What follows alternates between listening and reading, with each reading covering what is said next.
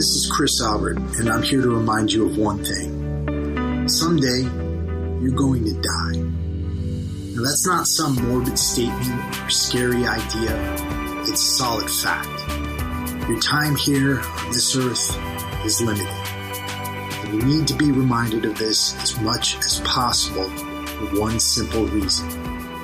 To live your best life while you can. This is the Warrior Soul Podcast.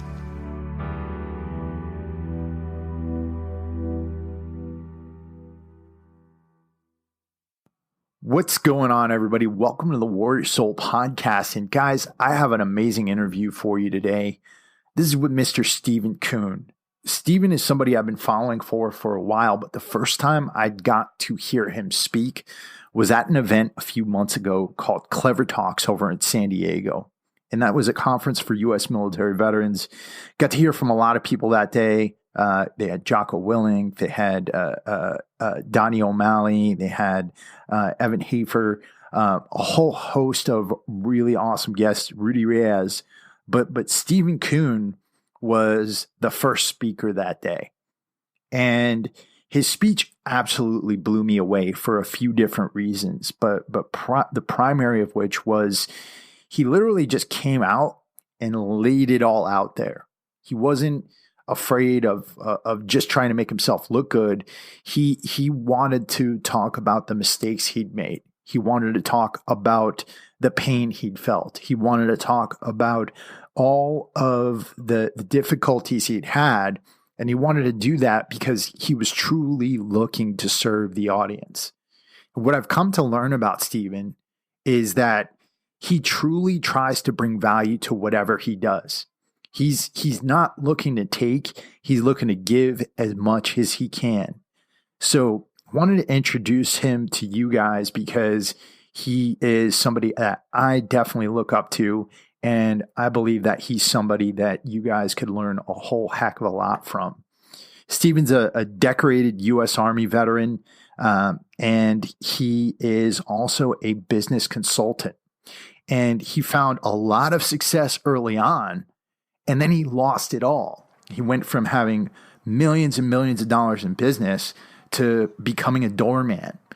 And literally, while he was a doorman, he had people walking up to him saying, "Hey, are you Steven Kuhn? Like, what's going on, man? Why is this going on? Are you having some difficulties?" And he was okay with that. And he built himself out of that. He pulled himself out of that situation, rebuilt his business, and was back on top in a short period of time. And the reason is because he's developed a certain sense of confidence. He knows that no matter what happens, he's going to be able to change things and he's going to be able to rebuild. So again, this is a great guy to know, a great guy to listen to. And if you want to learn more about him, and I highly suggest you do, you should head over to www.steven-kuhn.com. That's STEVEN-KUHN.com. And like I said, he brings value to the table no matter what he does. We'll get you his social media links also later in the show. But you guys are in for a treat here. Just a couple of things before we get into the interview. This is the Warrior Soul Podcast. And if this is your first time here, the reason why this podcast exists is to bring veterans tools, tactics, ideas, and to talk about issues that can help them to live their best lives. And it doesn't matter if you're a veteran or if you're not. Anything we talk about here could apply to anybody, but we focus on the U.S. military veteran community because there's been a whole heck of a lot of difficulties in that community over the past decade and a half. So what we want to do is we want to create a forum that's just giving to that community. We don't ask for anything in return, but all we do ask is that if you enjoyed the show, if you like the show, please, number one, share it out with people who could use it. And number two, please write us a review up on iTunes. It really helps to let people know about the show. In addition to that, I also want to thank the people who make this show possible, the good people over at F-Bomb Nutrition. They make delicious packets of macadamia nut butters. Awesome, delicious nut butters that you can take with you anywhere. They're sending packs of this stuff out to the troops overseas so they can supplement their MREs. And if you want to get 20% off your first order of F-Bombs, you can do so at www.dropnfbomb.com. Use the code WarriorSoul at checkout. Like I said, you'll get a 20% discount. Sorry, I know that was a long intro, but I promise you that this interview will be worth it. So with that, I'm going to stop yapping my trap over here and let's get into this interview with the awesome Steven Kuhn. Steven Kuhn, how you doing today, man? I'm doing fantastic. Thank you so much. Thanks for having me on. Always an honor. Absolutely. You know, I had the pleasure of hearing you speak at Clever Talks in San Diego a few months ago. And I have to say that, you know, I sat through a lot of speeches that day, but yours was really, really impactful. Just the personalization and the power of your story really, really got me. And you know, I know you've been through a whole lot. I know that you're a U.S. Army veteran, Gulf War, and you've grown from doorman up to entrepreneur. In everything that you've done, you know, where you're at today, how are you feeling right now? Right now, I'm feeling right now. You know, I like to say, well, I hit my limitless, you know, when everybody thinks they're limitless, I hit that back in 2008 when I completely lost everything, crashed, and was homeless. Mm-hmm. So that's not how I feel, right? How I feel now is at ease, calm, released, receiving. So I look so forward to every single day because I'm excited to see what I get to receive. And so it's more of an attitude of wait and see. Well, actually be active and see what happens. Mm-hmm. And so I feel great. I feel good. I feel, you know, I moved into a new house. We live outside of Budapest in Hungary. Oh, wow. We're putting a swimming pool in right now. I got a 4 and a 5-year-old kid, nice, beautiful young Hungarian wife, you know, doing well, doing some good business. You know, I went through something similar a few years ago where I had a business. I completely lost everything, ended up living out of my car. And one of the things I remember from that is the immense fear up until the point I lost everything. And then when I lost everything, I was like, all right, I lost everything. I'm still alive. How did you get over that fear? How did you get through that? Well, it happened when I was, you know, at the top of my game. So, and we were doing movies, you know, we were producing films in New York and Hollywood and Berlin, Germany. We were doing the co-production and, you know, we were just, you know, rolling in it. We had a mortgage charter with my brother. And I stayed in Europe. So I wasn't too into the business. I did more of the referrals and things like that. But when I crashed and burned, it happened overnight, as you know, from the economic crash. And I felt like someone lifted a stone from my back. It felt like now I can start over and actually be who I'm supposed to be. Because for some reason, society puts you in this path when you start working in the corporate world that you're supposed to be this person or do this thing. And there I was, a little bit overweight, you know, the big car, making all the money, and I just wasn't happy. And then when I lost everything, after the initial shock, of course, right? The next step after the shock is the fear, I can't pay my bills. Yeah. Oh my God, I can't pay my bills. And then it's like, well, shit, I can't pay my bills. I guess I won't pay them, you know? So it's like that simple. And next thing you know, you're being locked out of your own apartment. I was lucky enough to be able to rent it out to somebody, and I was allowed to sleep on my sofa once or twice a week. So that was sort of cool. So I sort of had like an attachment to that house, although I didn't really want it. And then I lived in my car and with friends, and it felt great. I don't know how else to put it, but I knew it could only feel great because I knew that I could get out of it whenever I wanted. Like I knew in my mind, I'm not staying here. I don't need to stay here. But right now it's where I am. So enjoy it and see what that feeling is and like sort of let it go inside of me. And what does it do to me? Right. There's also a sense of freedom where when you lose everything, because you don't have much of anything else to lose, right? Yeah. And no responsibilities of trying to take care of it. Right. Paying the bills, keeping it up, washing the car, going there, going to work, punching in, but whatever you do, you know, it's like, it's all gone. And suddenly you're just with yourself. You're forced to be with yourself. And I would venture to say that that's where a lot of people lose the curve when they don't look at themselves, when they look to the outside for like, okay, it's somebody else's fault. Why is this happening only to me? What happened to me? Look at society. Why is that guy rich and not me? That kind of stuff. And see, I never saw myself, not once, as a victim. And I would said, I'm here because of me. So I can only get out because of me. And because I knew me, I knew I could get out. Right, exactly. I caused this. I put myself into this situation, and then my actions can take me out of it. Exactly. And when you think logically like that, everything seems to be okay. Yeah.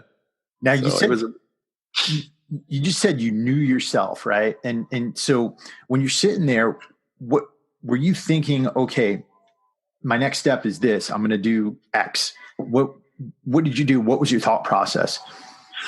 Well, how am I going to do this? So I was in we'll go through it. All right. So I was in a toxic relationship, right? Mm-hmm. So, and right after I became homeless, I sort of like hung out with her, and she didn't know, and this kind of stuff. Then she found out, and she was really mean and nasty and stuff. And so I lived with her for a little bit. And we went through this episode, which I spoke about, Clever Talks, for the first time in my life ever. Mm-hmm. I told that story for the first time on stage. And that was about the time where I was with her in a car. And we were fighting as usual because she was, she would just treat me like dirt, and I was putting up with it because I guess I needed that. And she was calling me names, and I don't know, called me a loser or something in front of her 9-year-old daughter. I told her to get out of the car. She got out of the car. I floored it, and I ran right into a speed trap from the German police. And they pulled me out of the car, and here I am, 6'4", 280, crying like a baby, snot running out of my nose. And these guys, these like 9 cops are like, what the hell's going on with you? And then lo and behold, my ex-girlfriend and her daughter walk up, and she's yelling, "He's a war criminal, put him in jail, he killed people," and just like horrible things. And I sort of lost it, and I grabbed the weapon of the police officer standing beside me, which was a small girl, a small woman. And they sort of like pushed my hand down onto the weapon and not tried to pull it away. I guess they're trained for that or something. I don't know. And the girlfriend was saying, "Do it, do it." Now, I don't know if she thought that I wanted to kill myself or I wanted to shoot her. I don't know what she thought, but she said, "Do it." Me personally, I wanted to, do it to myself. And the little girl police officer turned to me and said, "You don't want to do this. This is not you." Right? "I know you." I was like, "Whoa, what the hell?" Sort of shocked me when she said that. So that stopped everything. They took my girlfriend away. And then they basically, long story short, they took my license to my car, and I could walk home, which was only 10, 20 minutes away.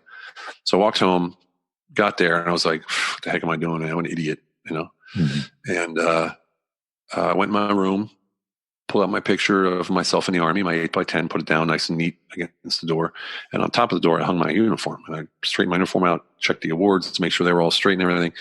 And then I pulled out the Marine K-bar, the knife. And I put it to my neck, and I was going to cut my neck. And I saw on the blade, there was an engraved statement about me, because it was a gift. And it was the first time I'd ever seen that, which made me stop and look at the engraving on the blade. And at that moment, someone knocked on the door. I was like, fuck, I can't even kill myself, man. This is ridiculous. So yeah, it's crazy. You have thoughts like that. Yeah. That's how indifferent I was, So I went to the door, I opened it, and there was this policewoman in civilian clothes. And I had the knife in my hand. She came in, held my hand, sort of like pushed it down, took the knife out of my hand and placed it down in one swoop, and led me with my own hand into my own living room and sat there. And she told me, "This is not you. I was at one of your readings," because I had written a book in Germany that was a bestseller. And she said, "This is not you. At one of your readings, you're going to get married, you're going to have kids, and you're going to spread love throughout the world. You're going to have an amazing life. This is not you. You don't need to do this." And I'm like, what the fuck is she doing here? And then she got up and left, and she walked out. And to this day, I don't know if it was real or not. I don't. Wow. But all I do know is it stopped me. Right. Mm-hmm. And at that moment, I called my friend Michael, and I said, "Michael, either you come and get me, or I'm not going to be here tomorrow. I just know it." Wow. Yeah. So that was the bottom of the bottom for me. Yeah. When I heard that at Clever Talks, I was like, wow, that's, and you were talking about this concept that you have called relational capital. Right. And when you think about it, relational capital in terms of this, I mean, there's two forms of relational capital that saved you that day. Number one, the inscription on the knife, because somebody there put something there because you had done something for them. Right. And then this woman, whether she was real or not real, she had been impacted by what you said. And that created something that brought her to your aid. Yeah. And that's exactly why I spoke about relational capital in the beginning, is that when we invest, just like we invest in financial capital, when we invest in relational capital, meaning I help you, I'm not looking for a direct return from you, but I'm expecting a return in one way or the other, right? Because that's the way of the universe. The good thing about relational capital is there's no risk. Right. Right. You don't lose anything. So it's a complete without expectation. When I help you because I want to, because I can, because I'm able, because I'm capable. And I just know in the faith and the certainty that I'm going to get that back, but I'm not worried about it. It's sort of without expectations.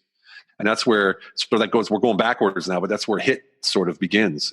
HIT is my core principles: honesty, integrity, and transparency.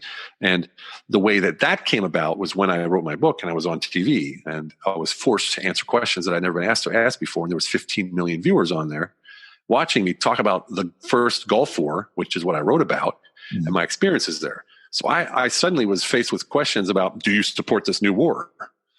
And I'm sitting there going, okay, I'm a patriot. I'm a war veteran. If I say no, how am I going to look like in front of these people? And if I say yes, what are the Germans going to think of me? And I'm thinking all these things like, what do they expect of me? Mm-hmm. And I thought, wait a second. This is about me, not about anybody else. So I said, I got to be honest with myself. And I was honest with myself and said, I don't support this war. Not at all. I said, I'm a patriot. I love my country. I respect the office of the POTUS, President of the United States. But at the time, I don't support what they're doing. So I communicated that transparently. That's where the transparency comes. So my honesty I had with myself, and transparency is the way I communicate that honesty. And the byproduct, which I felt after saying that in front of 15 million people, was a solid, deep-rooted integrity in my word. And that's where it came from: honesty, integrity, and transparency. And I felt it in the moment that I did it, that I said it, that I freed myself from any sort of expectation of what I thought they wanted to hear or what I thought I should say. And that's where this expectation, freeing yourself from expectation, comes from, as well as when you invest in relational capital without expectation. It's amazing because expectations are there to make you sad, to make you upset, to make you, if you have an expectation, you either verbalize it or you don't have it. Right. Otherwise, you'd be disappointed, right? So, yeah. Exactly. In this concept of honesty, integrity, transparency, if you look at the world today and the way people conduct themselves, it seems like there's so many people out there who have a fear of being honest, being truly honest, who have a fear of really having integrity. And it seems like it's almost naturally ingrained into a lot of leaders out there, so-called leaders, because they're trying to protect themselves. It's out of fear. How did you get over that fear? Did it happen early on, or did it happen was there a certain point where you said, was it that interview that you went on and spoke about it, or was it, did you say, wait a minute, I have power here. If I'm honest, there's power. It's funny you say that because my whole, when I was growing up, I wasn't happy with myself. I didn't like myself. We grew up in a typical American nightmare, mobile home, the whole works, right? So abusive stepfathers and stuff like that. Mm-hmm. And I left for the Army, not because my entire family was in the military, like back to the 1700, back to the Revolutionary War, but because I wanted to get out. And I knew, and I was 19 years old when I left. I knew that I could only ever change if I changed my surroundings. Like I knew that then. Because I had tried to change and be a better person, be a different person, not be the knucklehead deluge or the chubby, whatever I was. And every time you try to be different, no one would let you be different, right? They don't want to see you change. No one wants to see you be different because you're going to make them face themselves. And most people don't want that. So I left for the military. And as soon as that razor touched my head, I realized this is my new uniform, right? This is my new me. And one day we were going through the obstacle course in boot camp in Fort Knox, Kentucky, in July or August, maybe. I think it was July 1986. And I couldn't make it over that wall. I couldn't get over the wall, that obstacle course wall. Mm-hmm. And the drill sergeant threw me in the mud, put his foot in the back of my neck and was calling me all kinds of names under the sun. and I lost it. I completely exploded and just jumped over that wall like a gazelle. Like it wasn't even there. And I said to myself, holy shit, this is power, man. Like that was all in my head. That was all this time and my whole childhood, flashed through because I sucked at football. I sucked at baseball. I sucked at everything I tried. I was really bad at it. And that's because I had zero belief in myself.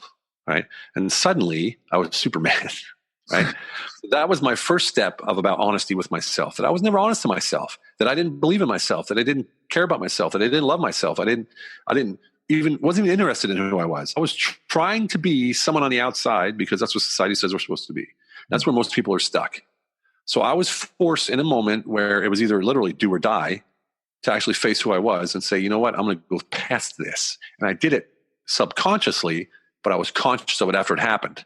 And that's the key point, is I learned that lesson. I literally knew that moment I stopped, the whole world froze and angels came. It was like, I know this is history being made, right? Like, I know this has changed my life forever right now. So take it in, brother. It was like, it was like that. And this is boot camp, I'm 19 years old. Who thinks like that when they're 19? So it's like, it was really weird to me that to this day, I remember it like it's like I could smell the dirt. I could taste the mud, So most people that I meet, and I work with a lot of people because I'm a consultant, but as you probably know as a coach, that people say I have a business problem, my sales team isn't working, or I'm not making revenue. That's what they think the problem is. Typically the problem is the leader of the company. And it's not because they're doing something wrong. It's because they don't know what they don't know. Right. Exactly. So we help them know what they don't know, and we get them where they want to go, make them a little bit of money. Then they're relaxed, and we can work with them with that knowing, getting to know what they don't know.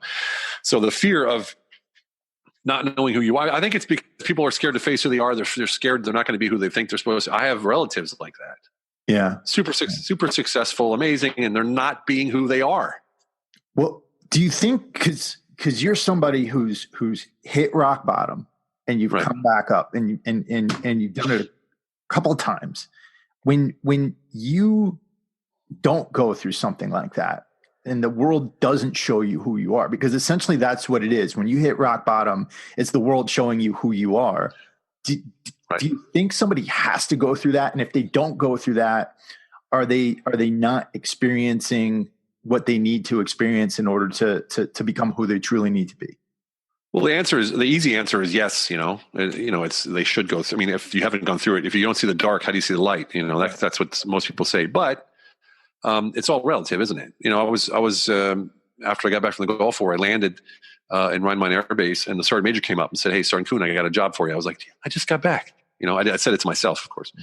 And I was like, "What does he want from me now?" He said, "You're going to be marching in the victory parades in New York City and Washington, D.C. I was like, "What? Whoa!" So I went to D.C. and we're marching down the street. And that was, a typical military parade, 6 across the front, I don't know, 300 deep or whatever we were. I was calling cadence for the entire division. And that was cool. Then we went to New York, and it was a Charlie Foxtrot, so clusterfuck, right? The streets were narrow. People were coming in. Girls were showing us their breasts and stuff. And we ended up being too wide in the front, right? And there was a Vietnam veteran came and said, "Oh, you guys don't know what war is. You have no idea. You guys were there for, a couple months." And I was like, first of all, I said, come here, brother, march with us. So I grabbed him, and we were marching with him, And then later we were talking, and I said, "Look, man, that was my Vietnam. Like, I don't want to know what Vietnam was like. I can't know, and I don't want to know what it was like. That was bad enough for me." And he's like, yeah, I get it. So it's all relative, isn't it? So what's bad for you might not be bad for me, might not be bad for someone else. For me, the worst thing that I had was in the war when I lost my friend in my arms. Second, personal, sort of crushing moment I had was being homeless. But it wasn't crushing once I realized that was just my ego. It was just what I thought that I couldn't be. That's just what I thought society. I actually got a job as a doorman at the age of 40 after I was homeless.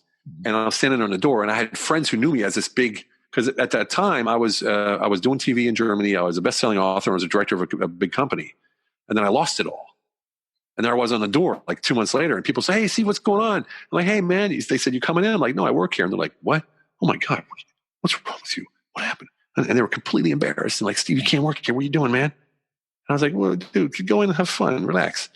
They were more worried about how they looked talking to me as the doorman than I was as a doorman who lost everything. Can you imagine? Yeah. But that's society. That's society. they're projecting their fear onto you. That's exactly what's going on. That's that's insane. Now, we talked a little bit about this, but we're seeing a trend toward plant medicines to try to bring yourself to this type of fear. And I've had experience with these quite a bit. And I know you recently went on a journey yourself. Can you tell us a little bit about it? Well, I've been working with plant medicine for 14 years, ayahuasca to be specific, and in the last 4 years now with San Pedro as well. Oh, wow. I also worked with Iboga one time, never again, and of course a little bit of rapé here and there doesn't hurt.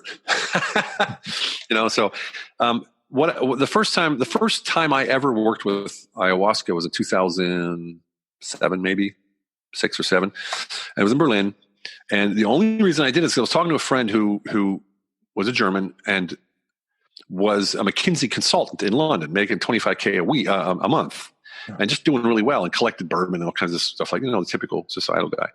And he did one session in London, quit his job the next day, took his money, moved to the Amazon, invested in living there, and ended up living with the shamans and learning their trade and going into the jungle for 2 years and actually doing the shaman trip. So he lived by himself in the jungle for 2 years and went through the whole journey and stuff. And now he travels the world as a shaman. He's like the Western specialist.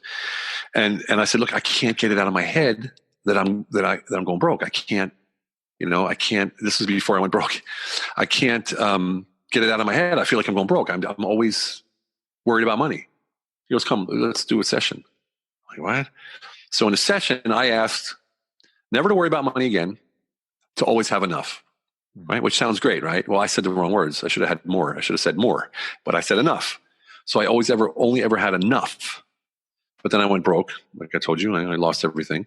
And I think that session was what helped me through being homeless, because I said, okay, I have enough. Like, I'll always have enough. Because the certainty, see, one thing about ayahuasca is that people forget is it's not a recreational drug, right. Okay? This is therapy. Anybody who goes on an ayahuasca trip and they're talking about vomiting and all this kind of stuff, that means they didn't prepare. There's a 2-week preparation you have to go through when you do the session, and it's about what you eat, what you don't eat, what you put in your body, what you put on your body, and that kind of stuff. And when you're prepared, I've 14 years, probably 30 times I've worked with ayahuasca. I vomited one time, and that was last year because I was so deep in a session I just went deeper than deep, and we use such small dosages that it's only to facilitate your own powers, your own energies.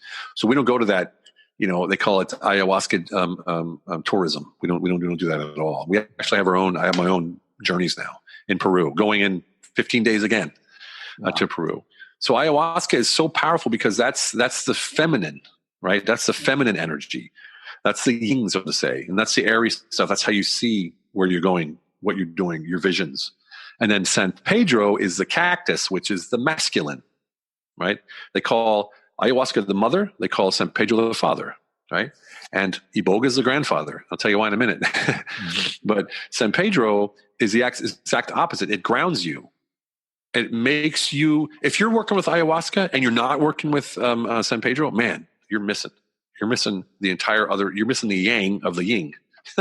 Wow. And I didn't know that until about 4 years ago. And I can tell you what, that changed everything in my life and my business and my relationship with my kids, my wife, myself.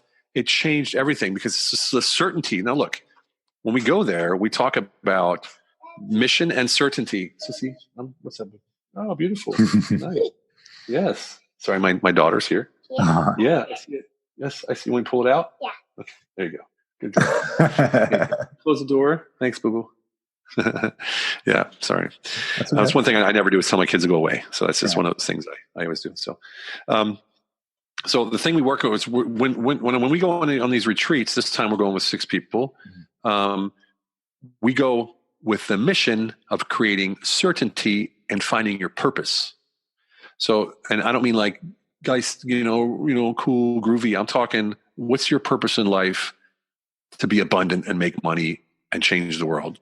Affect the world, impact the world. What is it, right? And how do you create certainty? Because you have belief, you have faith, right? And then comes certainty. And certainty is when you know something's happening, you only have to think about it. It doesn't matter how it's going to happen. You don't even worry about it because you know it's going to happen. Like, it's going to rain, forget about it. I'm not going to worry about it. It's going to rain. That's certainty. And when you have that kind of certainty in your life about business, my man, when you have certainty about that in your relationships, you can't even imagine the load off your back. Yeah. And the way you can live and the energy and the power that you have to give others and invest in that relational capital all the time, because you're wasting zero energy on the shit that doesn't matter. Right. It's amazing, man. It's amazing. And that's what we work on. That's awesome. That's awesome. Yeah. You'd mentioned ibogaine, and every person I've ever heard taking ibogaine says never again. Do you want to describe that at all, or? Yeah, sure. They call it the grandfather. It's a truth root, and it comes from Africa, and the Africans say you only take it twice in life, and that's when you hit puberty and right before you die, right? And here we are using it as therapy. And what iboga is typically used for is for people that are on hard narcotics, trying to get off hard narcotics. I'm not on hard narcotics, so I took a very small dose of it, and they call it the truth root because it makes you face yourself, right? And man, did it ever make me face myself. And it was annoying to no end because you had this dialogue with yourself for about 6 hours. So everything I said, I had an answer to myself. Didn't matter what thought I had another answer to myself immediately. Like I'd be thinking like, man, I wonder if it's going to rain. What do you think? It was like back and forth like that. It was driving me mad. But then I had to embrace it. The thing about plant medicine, you have to embrace what comes, even if you die. Right. Because what's dying is not you. That's the bad energy. It's the bad memories. It's the bad, whatever it is. The vibrations are raising or whatever. So I know it sounds all hokey, but check this out. I consult some very big people, politicians, party heads in Europe, and Fortune 500, London stock market, NASDAQ, and they've all done ayahuasca with me. Mm. Wow. And so you got to realize we're not hippies. We're people that have realized you have two types of people that typically the world knows. Those that are full on spiritual, and they wear like gowns and headbands and they have tattoos and they're like, oh, kumbaya, my Lord, that kind of stuff. And they're broke as hell. Like I have no money at all. Right. Or you have the other side. They're completely corporate or business oriented and have no connection to the spiritual, metaphysical, any kind of world at all. Right. So you have those two people basically, right? In between, you have a bunch of people that are a little bit here, a little bit there, but you rarely have someone who has the far left and the far right as far as full corporate and full spiritual. I'm not saying I'm that, but that's the gap that I bridge. No, I go in and I use the knowledge and the certainty that I gained through the ayahuasca to make a lot of money and to help people make a lot of money. And when I work with my clients, I have immediate impact revenue program, which is a group program, and I have immediate impact consulting, which is my private consulting. I find money in hours, not in months. That's awesome. I have a client in Texas, just as an example. My client in Texas is a roofer. We found $250,000 in his first hours. He was like, "Holy shit, man! I can pay you in advance." I'm like, "Well, I hope so." And it's these kind of things that people talk all the time about masterminds, right? I'm sorry, I'm rambling on, but I love this conversation. People talk about masterminds all the time. And when I say mastermind, people think, oh, it's a meeting of some guy, you pay, you go, you learn, right? So what a mastermind really is, and this was done by either Napoleon Hill or Napoleon Hill or Wallace Wattles. Well, I forget which one it said, but the mastermind is this. You have one person that comes, and you have the other person that comes. And when you give yourself freely without expectations to each other, a third entity is formed. That's the mastermind. And you come away with solutions that either one of you alone would have never have gotten. And that's how I connect with my clients. So we come up with solutions for their businesses that me alone or them alone can never come up with. And so it's specifically unique to each business owner. So they walk away with a solution going, holy man, this is my personal tailored solution. And it sounds spiritual, but it's completely not spiritual. And that's the part of HIT where the no expectations come in again. Being a HIT person is real simple. You show up wholly and fully without expectations, without a preconceived notion, without a pre-designed solution to the person in front of you. Like when I show up to my consulting, I'm like, hey man, what's up? What's going on? What are you feeling like today? That's how I start. I don't go, well, let's go to a checklist here and go to, that kind of stuff. And because I know how to touch my vulnerability, I know how to go deep and actually share with you my truths. You share with me your truths. You see, we fill the space that we're given like goldfish. Right? Just like we're doing now, this isn't scripted. We don't know where we're going. This is being created. And these words coming out of my mouth and what's coming out of your mouth, they're not words that I ever would have came up with on my own by myself. Why would I? Right? Sure. So this mastermind that we're creating is something pretty special. It's completely social. And that's a good metaphor for the plant medicine, as far as coming to it open and ready to hear the truth. Yeah. And embracing whatever comes. Absolutely. Absolutely. I want to talk a little more about that. But one more thing I wanted to ask you, because I did, when I went on my own plant medicine journey, I haven't done ayahuasca yet. I did a DMT, which is more like a rocket ship, compared to the same active ingredient, but more like a rocket ship. Right. The thing I really took away from that was that, it put me in a place to where I basically was told to stop worrying so much about everything. Right. Yeah. Told me to just stop. And then it told me, don't come back until you're ready. Right. It said, don't come back here. Because the first thing it was like, I'm immediately surrounded by these things. And then all of a sudden they're like, why are you here? And then I kind of communicated that. And I was like, and they were like, all right, we're going to show you this, but it's one more time. And then don't come back until you're ready. Do you believe that this is coming from another dimension? Do you think that it's in our minds, or do you think it's something else? Because when you actually do it, you literally feel like you're somewhere else, and that you're surrounded by something. Well, there's a literal gland in our body, in our head. It's called the pineal gland. Mm-hmm. That's the third eye, basically. Right. So the third eye, which is the eye that sees things that are here every day that we don't see with our normal eyes. Basically, that's what it is. So it's just awareness, isn't it? So it's you polishing your pineal gland, opening up. That's what ayahuasca does. It activates that like crazy. Your third eye opens up. So you see things that are here. I mean, look, it's not, if you look back in history, they've been using ayahuasca for 1,000 years or whatever it's been. If you look at the American indigenous tribes, they use peyote, among other things. This is real things. They use ayahuasca in churches with babies still in South America. And that allows you to release. We cannot force ourselves to release because we are, a cognitive race. We think all the time. And when you're on the plant medicine, it allows you to stop thinking and simply to receive. Mm-hmm. And when you receive, it's like a radio antenna. You don't know what you're going to receive until it comes to you, right? And now this is where the medicine is important, because if you would receive without being prepared with the medicine, you would be like, what is this? And you'd probably block it off. So that's why, for me, it's always important to explain to people, go. And it's funny to see the people go with us because they're business people. Mm-hmm. They're very successful, multi-millionaire business people that aren't looking for a trip. They're not looking for a gag. They're not looking to go there and wear white clothes and be all sort of, hokey and stuff. They want to find certainty in what their purpose is in life, because it can't be just about making money. There's got to be something else. And this is, until you get to that point, sometimes people won't allow themselves to believe there is something else because, like you said, it's fear. Right. Like, what if I find out I'm with the wrong woman? What if I find out I'm in the wrong job? What if I find out that the relationships that I have in the past were complete flukes? People worry about this stuff, and so they stay away from it. And so there's a lot of facing the truth that you have to do before you even begin with the medicine. Yeah. Because you got to be prepared for what happens, Yeah. I mean, my buddy did it. He came home and left his girlfriend and went and just left and said, I love you, but we're not supposed to be together. Like, completely, logical. Just cut it off. What are you talking about? Yeah, just cut it off. So look, we can't be together. I'm bad for you, or whatever.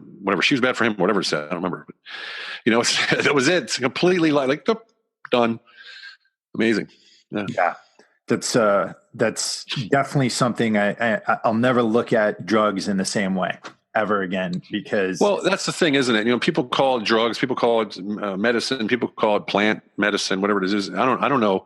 I try not to call it anything. I call it sacred plants, because in the end, the thing that's hard about it. I had a call on Saturday with one of my biggest clients. I did $1 billion in sales last year, and he said, "What are you doing in May?" I said, "I'm going to Peru." He said, "What are you doing in Peru?" I said, "I'm working with Ayahuasca in San Pedro." He's like, "What? You? You're a business guy?" I'm like, "Well, yeah. That's why I'm so damn good." He's like, "What are you going in to get high?" I'm like, "You don't get high. It's not getting high. It's not tripping.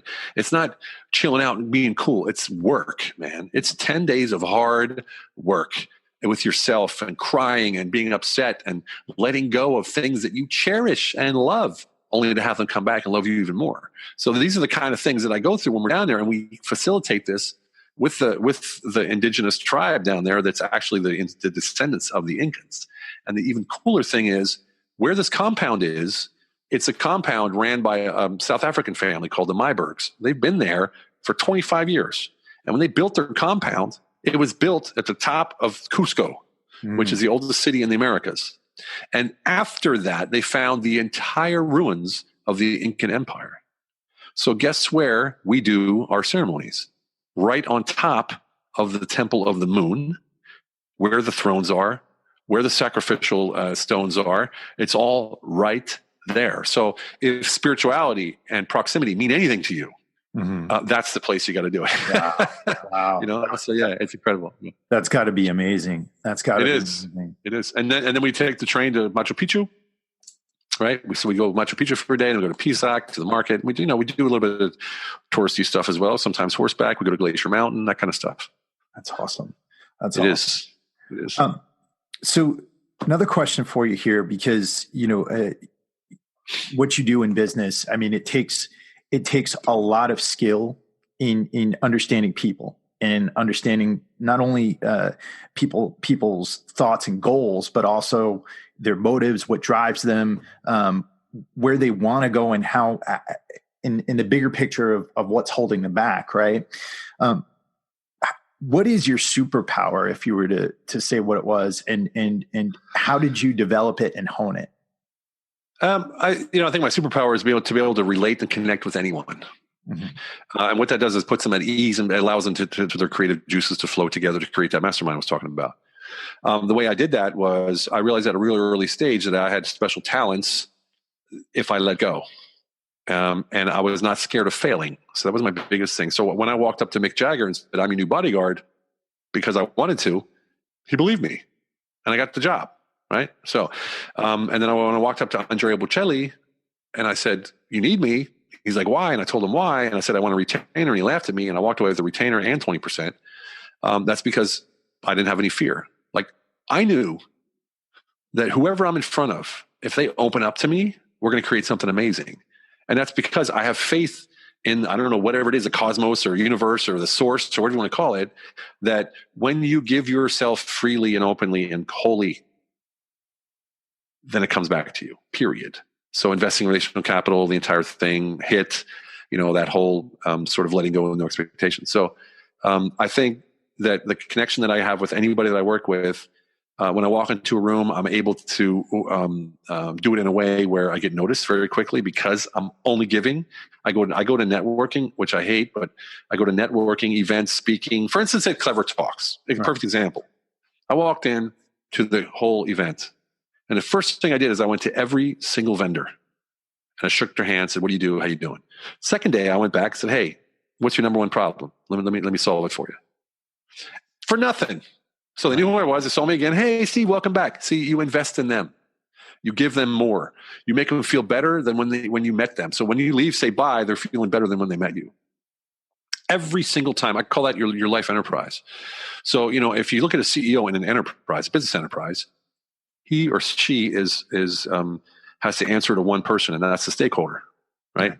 Stakeholders, And in our life, if we're the CEO of our own life enterprise, and most of us should be fired, we're the CEO of our life enterprise. We go around. Everyone we meet is a stakeholder in our life because they have an influence over us. So we better treat them good. We better elevate them. We better make them feel better when they leave us as when they see us. And when you do that, everyone wants to be with you. Everyone wants to work with you. Everyone wants to see you.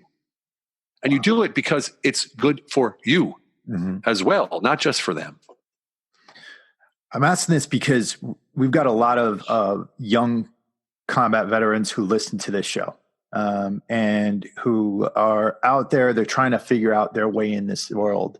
When did you know that entrepreneurship was your path? Was it always something that you wanted to do? Did it start at a very young age, or was there a moment? Well, back when I was, growing up, the entrepreneurship wasn't even a word. It was there, but no one used it. You were self-employed, or you were a contractor, or, you know what I mean? Or you were employed, or you owned a business, or you're a restaurateur, all these words, but entrepreneurship and the label and all the coolness about it wasn't there. All I knew is when I got out of the Army, I never wanted to work for anybody again. And I didn't, directly. Of course you do as a contractor, as a consultant, you work for people all the time, but just on your own terms. And so when I first got out of the Army, I got out and did a European out and stayed in Europe. So I got out in Berlin and opened a cocktail bar, right? Then another one, then a nightclub and all this kind of stuff. And not the nicest business to be in, if you know what I mean, but great cash flow, And I think I never saw myself as an entrepreneur or whatever. But this is the point: is an entrepreneur doesn't mean you do one thing and do it forever and do it good. An entrepreneur means you fight your ass off to make sure whatever it is that you're doing is working, and that means that you have to be open to what it develops into. Because your goal may be to be an entrepreneur, make this much money, and to open up this, that, and the other. But when you're presented with opportunities that can change your whole business plan for the better, and it could also take you in a direction that's even more advantageous, easier to scale, less work or whatever, you have to be able to have the belief in yourself, right? And the flexibility to actually move, shoot, and communicate in that direction, if you will. Right. And that's where, for me, a true entrepreneur is someone who can let go of what they think that they have to do. Because often, you will never figure out, actually, will never figure out alone how to get to the end. You will never figure it out alone. You won't. That's why there's coaches. That's why there's consultants. That's why there's mentors. That's why there's online courses. That's why there's TV shows. That's why there's all these trainings in there.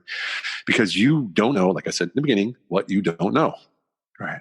Yeah, it seems like there's so many people out there who just take the solopreneur route and they think that the solopreneur route is the way to go. They don't want to depend on anybody.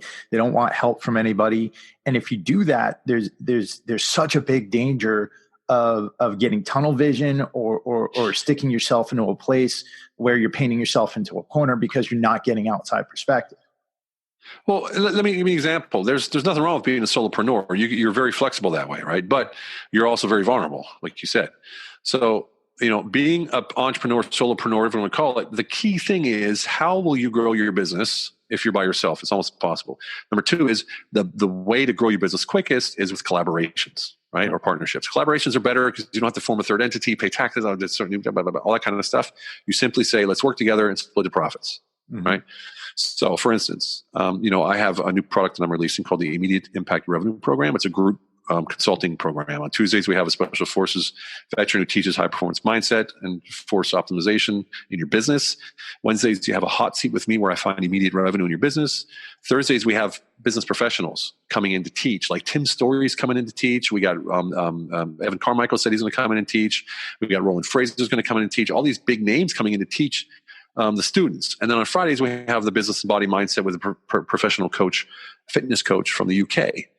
Now, all of these things are included in this program. But the biggest thing that everybody gets from this program is the other entrepreneurs, the collaboration opportunities. So I can teach whatever I want, and we can have the coolest people in there, but you're going to get the most value out of the other entrepreneurs for your everyday business. So a solopreneur is great, but you need to belong to a group of other solopreneurs so you can work with each other. Right. As an example, Vet TV, right? Vet TV. That's Donnie O'Malley. Donnie O'Malley, right? Yeah. So they're sitting there at Clever Talks, and they're talking about, we need to get this word out, and they were going to hire me as a consultant, which they didn't do, but they were going to hire me as a consultant. And I'm sitting there going, well, what's the problem? Why can't you get more subscribers? Yeah, we need more males and stuff. I'm like, put Black Rifle Coffee in your movie and ask them to send out an email to their 1 million subscribers. Do the same thing with Grunt Style and you're good to go.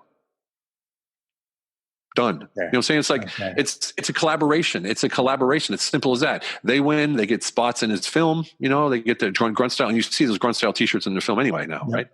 Yep. And then you have Black Rifle Coffee in their films, and then there you go. They send out an email.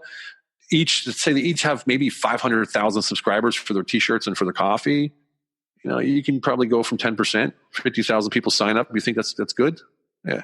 Yeah, that's awesome. And then if you're splitting profits, that's like, you're getting advertising without forking anything out, right? You're making money. You're getting advertising and you're making money. So, and this is what people forget. Everybody's so worried. That guy's mine. It's mine. I can't share. Oh, that kind of stuff. And when I'm launching my program now, I have friends all over the place and have massive mailing lists of 1 million people. They're sending it out for me for free because they love what I've done for them. I've helped them. I helped them build their business. I've helped them fix problems, things like that. Relational capital, right? Now it's coming back. They're like, Steve, we'll send it out. Not a problem. That's So, and this is why I find that anybody who's, look, first of all, competition, the thought of competition is scarcity mindset. That means I have to hide something, hold something, beat someone. That's scarcity mindset. There's nothing wrong with healthy competition. But when you stop giving full value to your world around you because you're scared someone's going to steal your idea, scarcity. Scarcity. So, and people forget about that sometimes. They go, I can't, well, they're my competition. Yeah, man, give more. Yeah. Give more. That's a thing when you come into, particularly in today's business world, what the way things are online, if you come into that with a scarcity mindset, you're holding yourself off from so many revenue streams, potential revenue streams, so many ways to do it that are going to be so much easier than just trying to hoard everything and trying to protect everything and going crazy that way. Well, that's the competition mind. And then you have the other scarcity mindset is which I need this. Right. That's also scarcity mindset. Like when you go to a meeting and you have to close the sale, and they're going to feel it, and you're not going to close the sale. Yeah. That's why you go with no expectation. That's why you go and create that mastermind. Exactly. Right?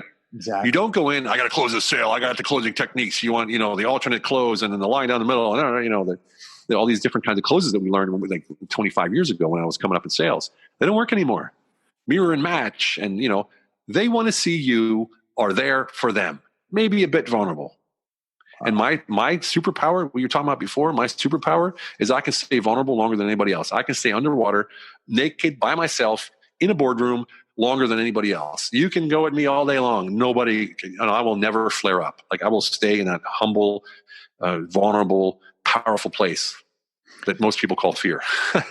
Yeah, exactly. Yeah. Now you have young children. Yes.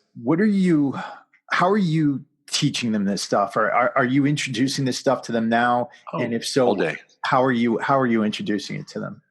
Well, I love it. I'm 52 next month, and my wife's 31, and my kids are turning 4 and 5. So it's a long stretch in between us all. And I started when they were babies. When they get up in the morning, or when I go to bed at night, usually both times, I'll give them a little sermon, right? And it says, you are who you want to be. You can be anyone you want to be. You're not better than anybody else, and no one's better than you, right? Do you understand this? Yes, I understand, Poppy. They don't understand, but whatever, they're getting to it, right? And then we talk about how does it feel? What do you feel like right now? And what are the things that you see when you go to sleep? What are the things you see when you wake up? And we just go into this whole metaphysical kind of thing. So I want them to be aware, and I tell them every day, your mission today is to have as much fun as possible. That's why you're here. You're a child. That's why you're here. And when you have fun, you include other people in that fun and you respect those other people. So when they go to school, I'm not kidding. My son walks in the classroom, the entire class stops. They all run to him. And the teachers are like, what are you teaching these kids? They're so polite and so loving and so nice. And and people say, well, yeah, you're going to be vulnerable. He's maybe he's going to be, a wimp or whatever. And I'm like, no, do I look like a wimp? I'm 6'4", 280, and I can hold my own. I'm not worried about it. I'm not teaching him to be a softie. I'm teaching him to respect other people. I'm teaching him to invest in that, who he is, and allow that to develop. And so, yeah, I'm teaching them that every single day. My daughter, amazing child, is a helper like no one I've ever seen at 4 years old. She's always helping somebody, always opening doors, trying to open doors anyway. Always saying thank you and please and you're welcome, and just being a real chatterbox. And of course, everyone's proud of their kids. But I consciously make an effort to talk to them about the things that matter in life that I learned when I was 40, 45, and 50. And if I can teach them that now, can you imagine? Yeah. The power they're going to have as a human being, the clarity they're going to have, man, I just can't even, it gives me goosebumps. That's amazing. At this age you're at now, 52, Right. Yeah. Looking back, and I ask this as kind of a selfish question on my part, because I'm turning 40 next month. So, What day? What's your birthday? May the 18th. Okay. I'm 30th, May 30th. Oh, nice. Yeah. Nice. So you're a Gemini, right? Yep. Gemini. I'm Taurus. So you're just Taurus. Taurus going on Gemini. Yeah. Yeah. The reason I ask this is because, when I was a kid, 40 seemed like it was ancient, right? And I remember day I got in the Marine Corps, day I got to my unit in the Marine Corps, I was 19 years old. I see this guy he's a master sergeant. No, he was a first sergeant. And I'm looking at him, and he looked like he was about, to me at the time, 60 something years old. Right. And he's like hunched over, he's smoking a cigarette and everything like that. And I learned later on he was only about 38. So I'm like, and now I'm about to turn 40, and I still feel like I'm very young. Yeah. Looking back, was there a point where you thought, do you feel older now, or do you feel like you still have the energy you did when you were in your 20s? What's it like? Well, when I was 35, 36, 37, that's when I was at my peak of my horribleness. I felt really old. Everything hurt. I was chubby. I felt like I was getting old. I was missing out, And now I wake up every single day, and I'm so happy to receive. I'm excited every day to wake up. Mm-hmm. And that's because I'm creating my own reality, right? Like there's a scientific study done stating that reality doesn't exist unless someone's watching. Right? So if you know that, you can create your own reality. So you close your eyes, literally when I wake up in the morning, my eyes are closed. Before I open my eyes, I create what I want to have that day. And then I open my eyes. And so that's how I literally tease the universe like that. So that, and I had a mentor once, rest in peace. And Dr. Charles Oyster was his name. He's a British man who lived in Switzerland. And he was the oldest gold medal bodybuilder, 200-meter sprinter, a rower, sculler, whatever. So he did all these masters. He started bodybuilding when he was 83, right? He died when he was 93. And I met him when he was like 85, 86. And this guy told me, I said, man, because he was clear. He was like he could talk like this at 85 years old, 90 years old, 92 years old. And I said, what is your secret? He goes, it's everyone says it's food, but it's not. I drink, and it's having a purpose. It's having a purpose, Stephen, that will keep you young forever. Always be extending your goals. Always be setting new goals forward. And I don't mean like, I want a car, I want a bigger car, like purposeful goals. And that's why that's actually why myself and my partner, Lane Ballone, who's the Special Forces guy who teaches, he's my full partner. We did a course called The Last Goal Setting Course You'll Ever Need. And that's what it's all about. First, you find your identity, who you are, what's your purpose in life. Then you set goals. You set 5 goals for each area of your life for a total of 100 goals in this course for the next 30 years. And what happens is when you set goals for 30 years, it isn't like, I want a car in 30 years. It's like, I'm going to have a house sometime between now and 30 years. I'm going to have a family between now and 30 years. So you're setting up the entire structure of your life, but not a timeline. Right. That's the cool thing about it. And here's why. Because if I'm focused on one thing like this, like I'm looking down tunnel vision, I'm not seeing what's left and right and up and down. And if you ask any successful person, Richard Branson or Bill Gates or whoever, they're going to tell you 30 to 50% of their success was coincidence and luck. So you don't see coincidence and luck if you're tunnel visioned at one goal, number one. Number two, if there's one goal that you have, let's say, for instance, you want a Bentley, right? And you save money for that Bentley and you buy a Bentley. Well, now you can't afford the insurance. You look like a knucklehead because you're wearing, the wrong clothes or who knows what. Mm-hmm. Your goal should be the lifestyle of a person who can afford to drive and enjoy a Bentley. What does that include? And that's where the goals come in. People are like 100 goals? Like, that's easy. What kind of a person would drive a Bentley? They got a lot of money. How much? Okay. How much do they make a month? What does their house look like? What color is carpet? How many people they have in their family? Where do they live? What's the house made out of? It's all these different things. Creating literally in this course a life of your own that you really, really want. Right? And then we learn how to set habits and procedures and structures in your life to make sure you're always going toward those goals. And the goals cascade. As soon as you reach one goal, it morphs into another goal, morphs into another goal, morphs into another goal. And so we did this thing called habit stacking as well. So you take an old habit, put a new habit on top of it. For instance, every time you brush your teeth in the morning, you have your journal sitting beside your toothbrush because you know you'll forget it otherwise. That's called habit stacking. That's from Atomic Habits from James Clear, great book.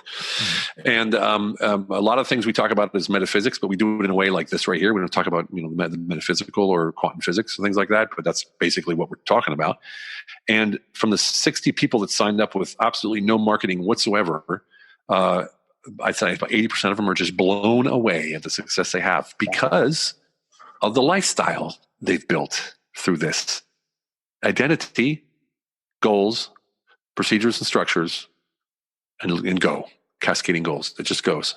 And so when you talk about staying young, my friend, that's how you stay young, because you always have something to look forward to. You're building something, you're creating new, you're helping others, you're giving back.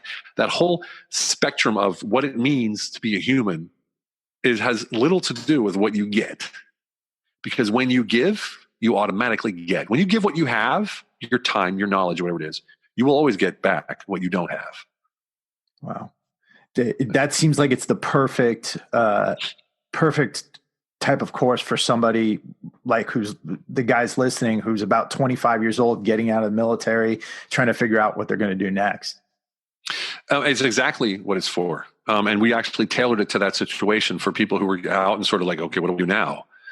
And there's a Facebook group to go with it. You join the group. And the cool thing about it is the people who have gone through this course already are in that group. So they can help you along the way. And like I said, there's power in numbers. People who know what you know, entrepreneurs who are like you that have been through what you are yet to go through.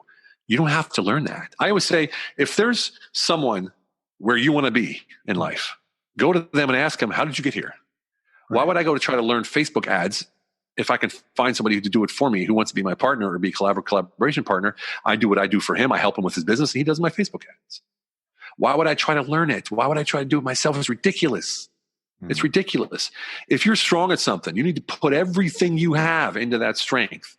And you outsource, delegate, collaborate, partnerships, joint ventures with people who are good at those things that you are bad at.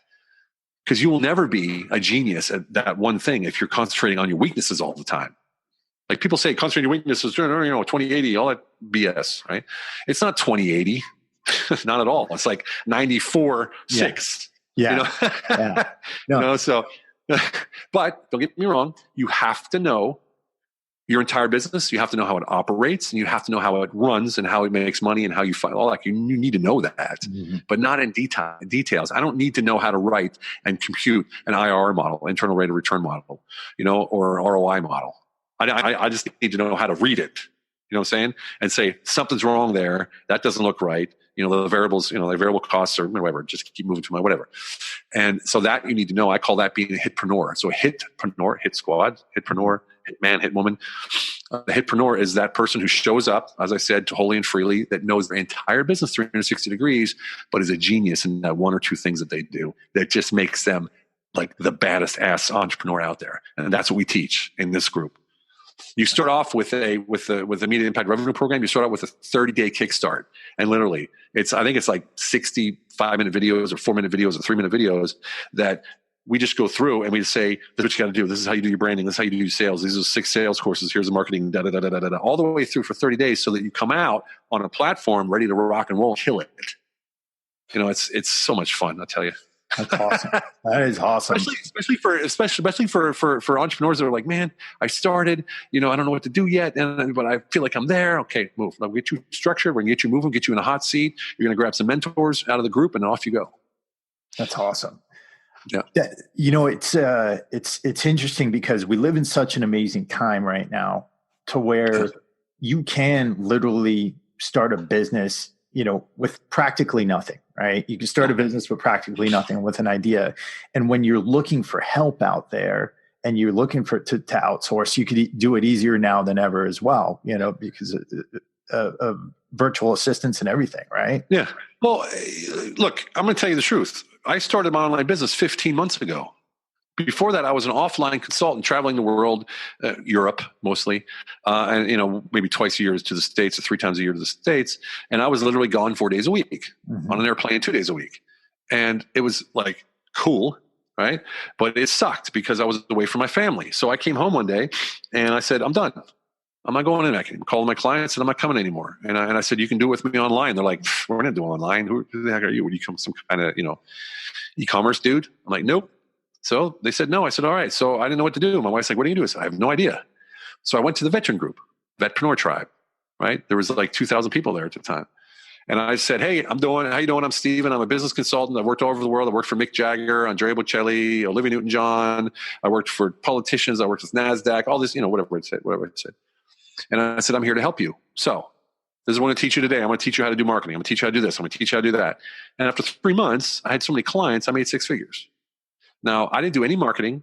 I didn't do any sales. I didn't do anything. All I did, and this is where the hitpreneur comes in, was provide 100% free value in that group to the people who were listening. And those people who were listening took what I taught them, implemented it, or some of them, that's where the money came in, said, Steve, I love what you said. I don't want to do it myself. It's not my area of genius. Can you do it for me? And they paid me for it. Simple as that. So I help people scale their business, grow their business stuff. So there I was, made 6 figures in 3 months from zero. Just from Facebook Lives. That's all I did. Facebook Live. So you tell me, is it possible to start a business without any money? Yeah. I just did it. Right. So I did it. And since then I've built it out and, I still do the lives every day. Right. Mm-hmm. I take weekends off now since about 2 months, but I do them every single day. I have a morning purge. It's like a minute video every morning, just to like jump up and purge. And then I do my business at nighttime, my business video at night. Wow. Yeah. And I still make money from it. So I make some of my living. Wow. That's awesome. So you don't need an investment. Look, everybody has that thing. Everybody has that, it has that boom, has something that they're amazing at. And it could be anything. It could be drawing, whatever it is. Mm-hmm. But if you are truly giving value from your place of genius and you're not expecting anything in return, you're not trying to sell anything, you're providing value, you're going to win. You're going to win every time. Promise you. Exactly. And that's so important to remember. Everybody has something. Everybody does have something. Yep. Let me ask you this. You at 52, you look great. What are you doing to take care of yourself? Well, remember, I live in Europe now. So I've lived here in Europe since 1993 when I got out, 1986 since I was in the Army. And there's no GMO over here. There's no, injections in the meat. There's no bovine. There's none of that stuff, right? So first of all, the food's much healthier, mm-hmm. right? Second of all, I train, almost every day since I was 14.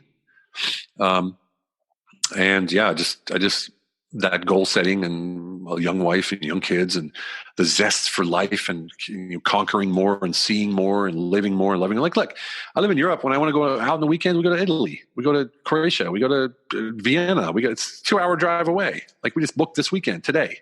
Mm. So on the weekend, we're going to be in Vienna or in Austria for 2 days with the kids, and this is what you can do. And it's going to cost me total for 2 days in Austria with the drive back and forth, less than $400. So it isn't like I'm some rich guy going around, throwing money around. And so, yeah, that's how you stay young, man. You live life with a vengeance. That's awesome. Yeah. Steven, let me ask you this. How can people find you? Where can they get in touch with your Hitpreneur program? And I know you had it was an SMS I signed up for during the call. If you wanted to put that out there as well. Sure. So the SMS, you can actually go on my website, steven-kuhn.com, and you scroll down to halfway. It says 8 ways to create immediate impact revenue in your business. That's one. And at the top, you'll see resources, and you can click on resources, and it'll say the last goal setting course and the immediate impact revenue program. I think a pop-up just was put on today, so there should be a pop-up as well for the immediate impact revenue program. I'd highly encourage any entrepreneur who's looking to start or to boost their business, turn it around, to take a look at it. It's ridiculous what you get for a program in there. Really ridiculous. And you have access to me on those Wednesdays. And of course, I'm in there chatting the whole time as well because I can't keep my fingers. I love seeing people succeed, right? Especially because when I know that I know, what I know that they don't know, and it's real easy, because there's only 3 ways to grow a business. I think I said that in the speech. Yep. That's more clients, higher prices, and repeat sales. That's the 3 ways to grow your business. The only 3 ways there is. Now, underneath those 3 ways are 35 other ways to grow your business, but there's like 15 ways to gain new clients. There's 15. You know what I'm saying? So, and when you know this, I walk into a business or I talk to somebody in a business, and I look at what they're not doing, and I go, do this and do that. Done. All right. Done. Let's go. It's so gratifying. I love it, man. I love it. No, that's awesome. That's awesome. And are you on social media, right? You're on social media. You're on Facebook. Are you on Instagram? Yesterday, my whole Instagram with 16,000 followers was deleted. You see, I have someone copying my profile at least 2 or 3 times a week. So I report them every time, 2 or 3 times a week. And I guess they thought I was fake because they deleted my entire account. So my entire Instagram account where I've worked for with 2,000 posts is gone. I'm trying to get it back. But Facebook is Steven Kuhn Official. Facebook, Steven Kuhn Official. That's my business page.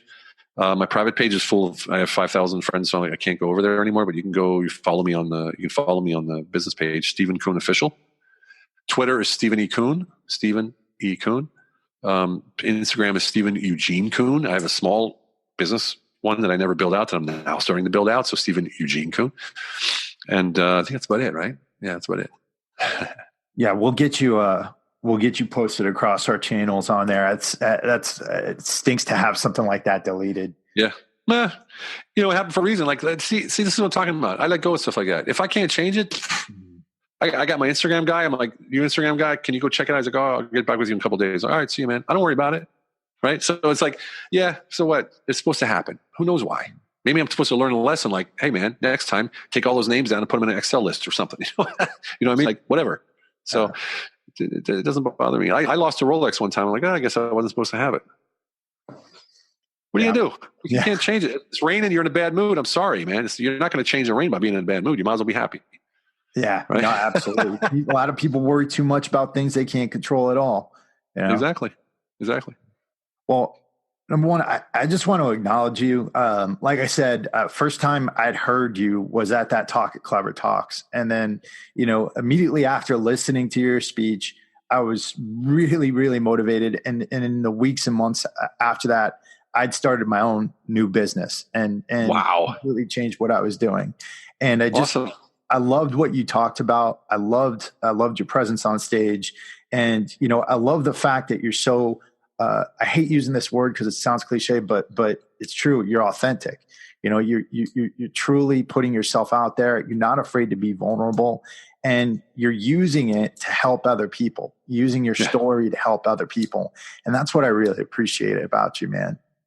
Thank you so much. That's probably one of the best compliments I've ever gotten. So thank you. It really means a lot. Thank you so much. Absolutely. Absolutely. And, I'm really looking forward to see what our audience says about this episode. I know it's going to have a huge impact on everybody out there. And so great. Thank you for coming over and helping our community and thank you for your service and being a brother. Amen, man. Thank you too. And thank you. I thank all your listeners. You guys hang in there, man. Life just keeps getting better if you just, follow that attitude that you create your own reality. And there's one thing I always say at the end of everything that I do, and it's all about quality of life in the end, right? That's what we got to go for. That's what we got to get, quality of life. Exactly. Well, again, Steven, thank you so much. And to everybody out there, get after it, go after that quality of life and get out there and live your best lives while you can. Talk to you guys next week, and we're